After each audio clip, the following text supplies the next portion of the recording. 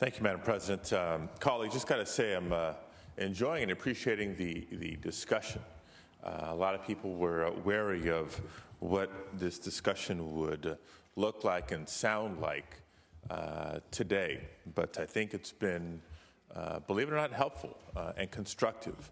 While there's a lot of areas of the budget, and specifically the budget plan that's before us, that I would comment on and have opinions on, I want to focus on one particular area for two reasons. One, because, in my opinion, it is a state priority, and other, because I think it would shed light on the approach or the thinking that I hope translates into the budget process overall. And those specific areas are not just Health and Human Services as a whole, the CalWORKs proposals, but IHSS as well, if not especially. You know, the context here is not just, why the Health and Human Services, why the social safety net? I mean, the context here is collectively as a legislature and legislatures over time, chief executives of California over time, and the people of California through the ballot box have helped shape what areas of programs and services state government is in versus is not in. And I think it's important to recognize, because a lot of the conversations out there, a lot of the talk, a lot of maybe even the misperceptions of, well, we just can't afford this or we can't afford that. We have made choices over the years, for example, to say that public safety is a public priority. That's not something we're going to privatize from the policing of the streets to where we house our inmates. Public safety is a public interest, and we will find a way to afford that. Are there ways to deliver public safety in, let's say, state prisons, the housing of inmates, more effective and more efficiently? Absolutely, and we need to have those ongoing conversations. Public education is another one.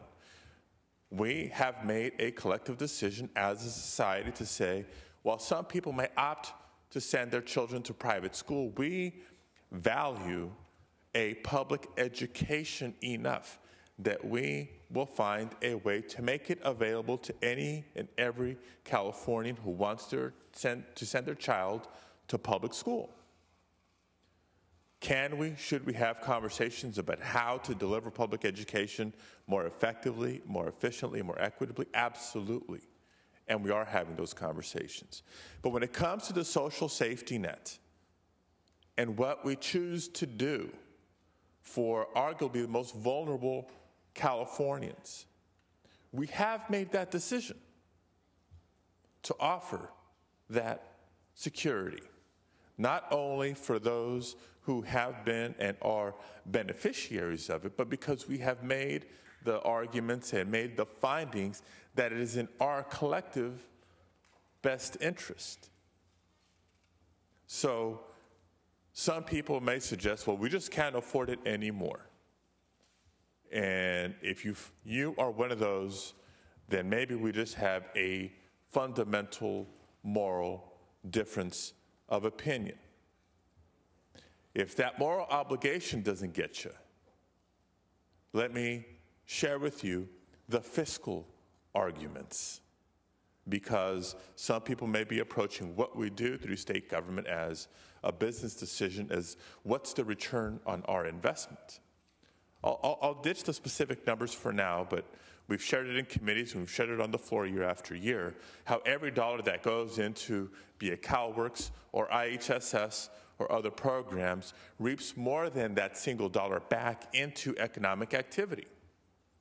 We've had the conversations. Let me remind all of us of how for every dollar we invest in CalWORKs, in IHSS, is leveraged more than that $1 back in federal funds, and if not leveraged with local dollars as well, particularly county dollars.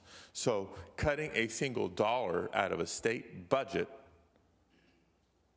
doesn't make economic sense, let alone the moral nonsense that it represents. And layer on top of that, not just the ongoing billions of dollars on an annual basis that we receive from the federal government for the delivery of these programs and services, but in this snapshot of time specifically, the economic climate, the deep recession that we're all acknowledging, what it means for leaving federal dollars on the table that California is receiving through Recovery Act dollars and Emergency Contingency Fund dollars, literally billions of dollars that we would forego through some of the cuts that have been proposed in the governor's plan, in the Republican plan now, and in the upcoming years.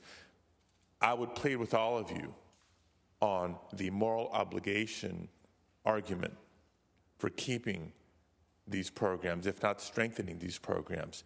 But if that doesn't appeal to you, I would argue the economic sense, the business sense that these investments have made. Please take that to heart. Please keep that in mind for these programs and the various others that it could apply to in the state budget. Thank you.